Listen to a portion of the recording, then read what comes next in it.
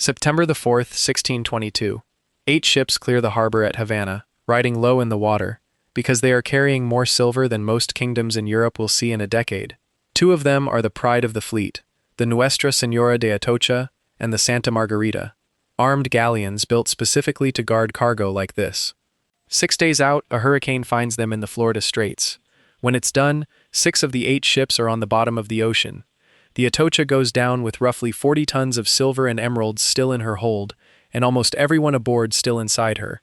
Salvagers try to reach the wreck for the next 60 years, and fail completely. It stays lost for 3.5 centuries. That is the business you are about to buy into. Not the version with parrots and buried maps. The real one, where the single biggest risk to your fortune is the weather, the second biggest is the King of Spain, and the treasure itself is the least interesting part of the ledger. So let's build one of these voyages from the ground up. Follow every peso through the system that moved more silver than the world had ever seen, and find out who actually got rich off it, because it wasn't who you think. Start by killing the picture in your head. You do not own a treasure ship. Nobody privately owns a galleon and sails it to the Caribbean on their own account, because Spain does not allow that. Since 1503, every ounce of trade with the Indies has to pass through one building in Seville, the Casa de Contratación, the House of Trade. It licenses every ship, registers every passenger, inspects every cargo manifest, and after 1543, answers to a merchant guild called the Consulado de Sevilla, which is effectively the only door into this entire economy. You don't charter a ship and sail off. You buy a share in a voyage that the Casa has already approved, loaded with goods a consortium of merchants has already agreed to send, sailing on a schedule the Crown has already fixed.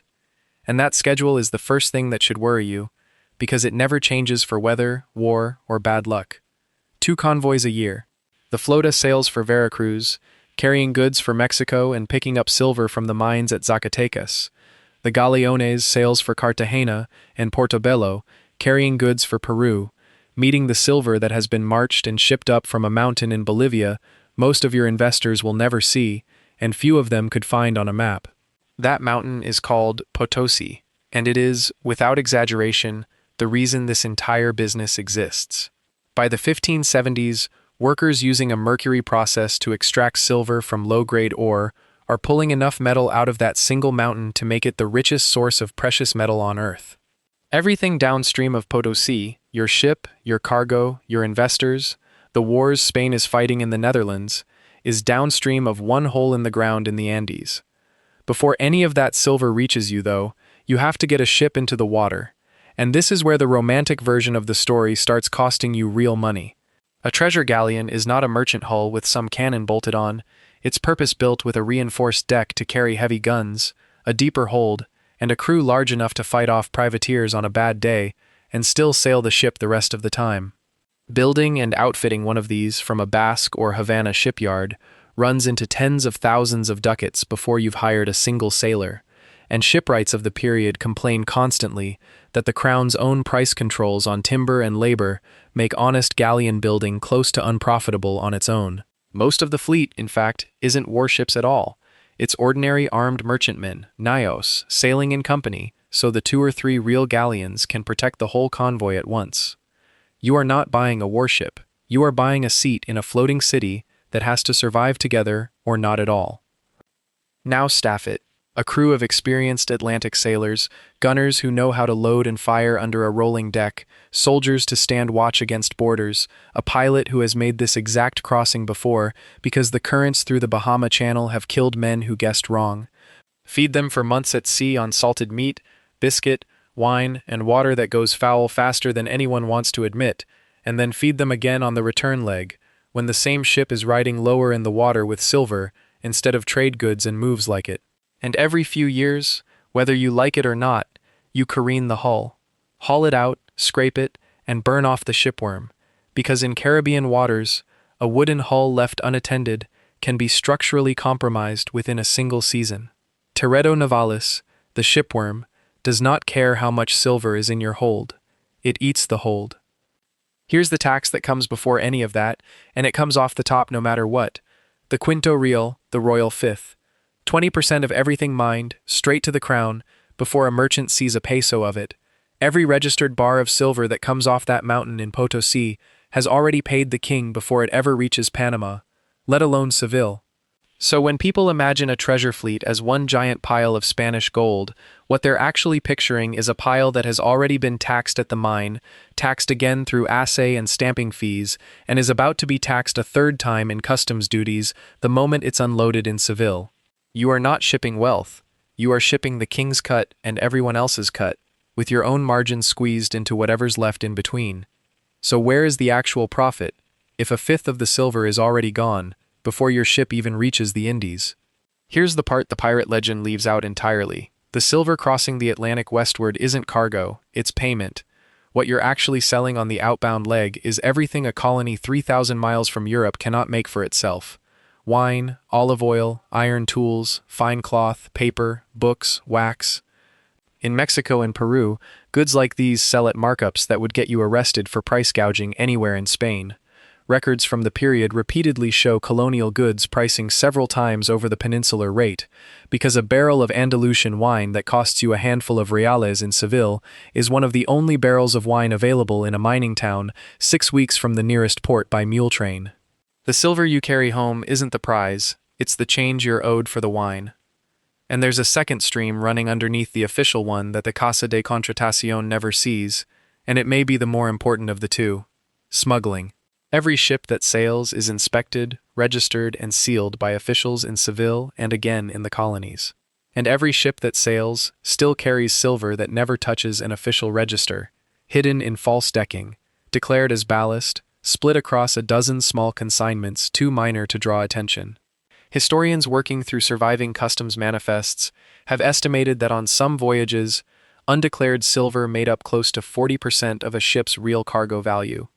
That's not a rounding error. That's nearly half the actual business of the voyage happening entirely off the books, specifically to dodge the quinto and the customs duty stacked on top of it. If you want to know why this trade could survive a 20% tax and still make men rich, the honest answer is that a meaningful share of it was never taxed at all. You'd think, with a mountain of silver, a captive colonial market, and a smuggling trade nobody could fully police, that the hardest part of this business would be behind you once the ship makes port in Seville. It isn't, because your most dangerous business partner was never the pirate, it was the king.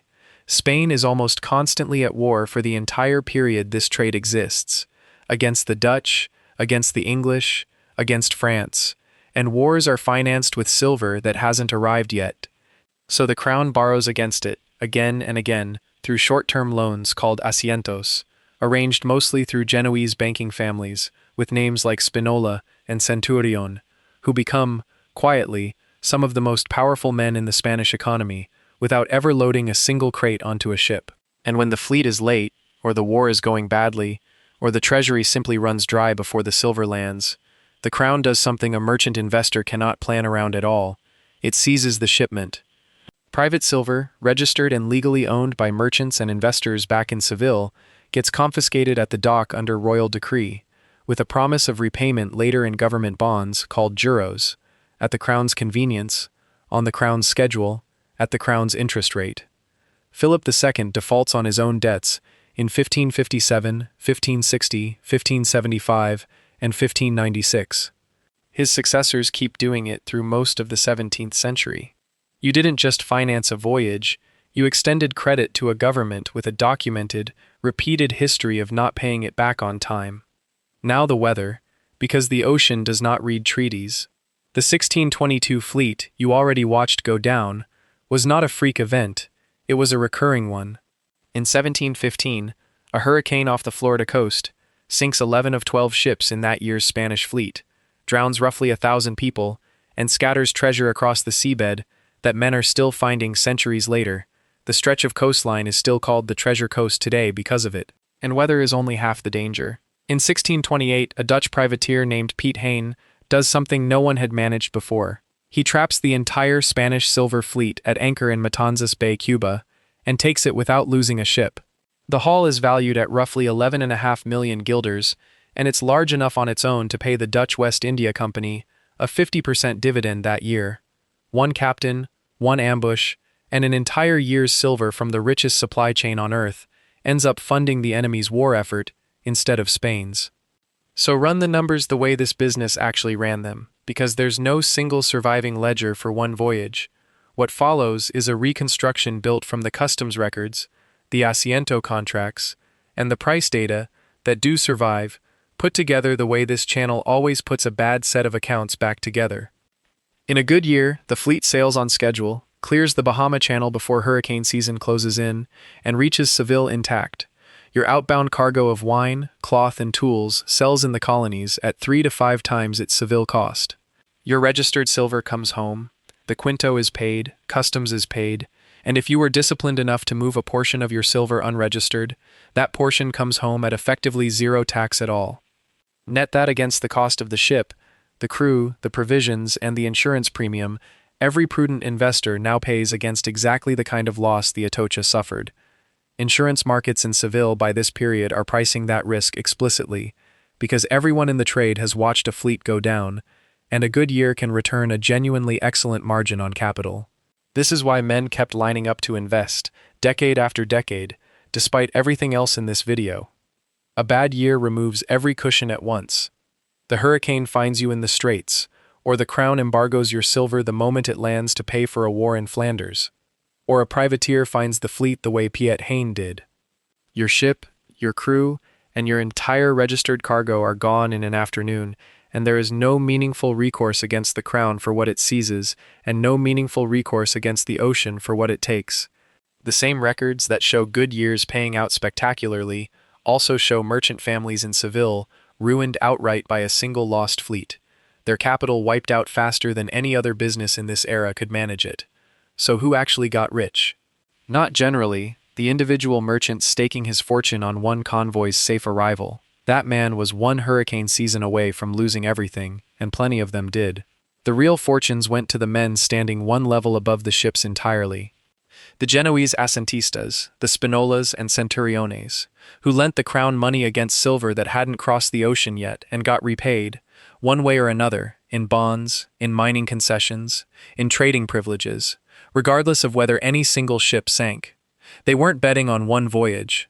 They were the bank behind the entire system, collecting a cut whether the Atocha made it home or not. And below them, the smugglers who moved silver through the system without ever letting the quinto touch it, quietly keeping a fifth of every peso that the honest investor was handing straight to the king. That's the real shape of this business, once you strip away the hurricane and the cannon fire. A Spanish treasure fleet was never really in the business of carrying treasure. It was a credit system wearing a convoy as a disguise, wine and cloth sailing out to buy silver on one leg, and on the other leg, an empire perpetually one bad war away from bankruptcy, borrowing against a mountain in Bolivia it hadn't finished digging up yet. The silver was real, the ships were real, the storms were absolutely real, but the fortune was never sitting in the hold. It was sitting in whoever held the paper before the ship ever left port.